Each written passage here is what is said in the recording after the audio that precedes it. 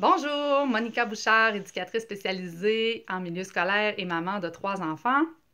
Alors aujourd'hui, tel que promis, pour faire suite à ma chronique sur la cyberintimidation, je vous fais un petit compte-rendu là, de qu'est-ce qu'on fait en milieu scolaire pour intervenir auprès de la cyberintimidation, quels sont les moyens qu'on possède pour pouvoir maîtriser, sensibiliser et espérer que la situation arrête.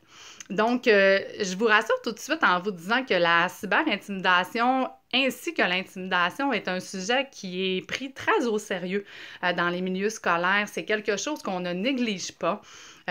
Tout d'abord, en premier lieu, parce que la loi 56 nous oblige à intervenir auprès de ces situations-là, parce que ça peut dégénérer très rapidement, surtout la cyberintimidation.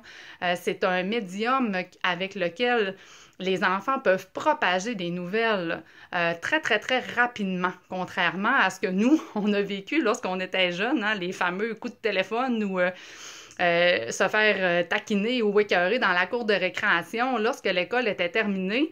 Souvent, ça pouvait se poursuivre un petit peu sur le chemin de l'école, mais lorsqu'on était rendu à la maison, on avait le sentiment d'être à l'abri de toute menace et qu'on avait enfin un petit peu la paix jusqu'au lendemain matin. Malheureusement, aujourd'hui, avec les réseaux sociaux, ça se poursuit. Donc, les enfants ont cette crainte-là et cette peur-là que ça n'arrêtera pas. Donc, c'est pour ça qu'on intervient très rapidement. Et souvent, les parents pensent que puisque la cyberintimidation se fait davantage à la maison parce qu'à l'école, les enfants n'ont pas accès aux réseaux sociaux, souvent, ils ont tendance à penser ou à croire que le milieu scolaire ne pourra pas intervenir. Moi, dans mon milieu scolaire, ce que je fais, c'est qu'à chaque année, je fais une tournée de sensibilisation dans toutes les classes de mon école.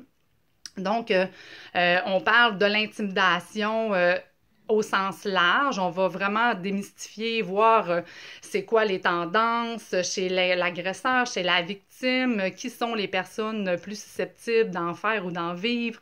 On va vraiment les décortiquer qu'est-ce que c'est l'intimidation et on parle largement de la cyberintimidation également.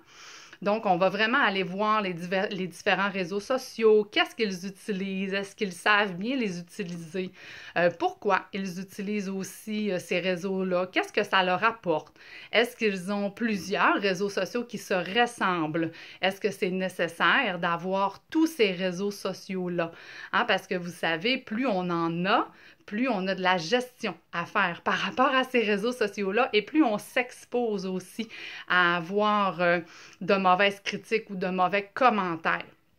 Donc, c'est vraiment qu'est-ce que je vais faire avec les élèves. L'an dernier, j'ai également monté une conférence pour les parents de mon école en collaboration avec un policier de la Sûreté du Québec qui est venu expliquer aux parents quelles étaient les conséquences légales possibles qui pouvaient arriver à leurs enfants si jamais ils étaient auteurs de cyberintimidation. Et les parents ont vraiment apprécié. On a fait une belle conférence pendant 2 heures. C'était vraiment très agréable et très enrichissant. Et puis, également, à l'école, on possède également un protocole très clair que les enfants connaissent très bien en 4 étapes. Donc, il y a également là, un suivi qui est fait auprès de l'élève, autant la victime que l'agresseur, hein, parce que c'est important d'appuyer également l'élève qui est agresseur. Souvent, cet enfant-là ne fera pas de la cyberintimidation pour rien.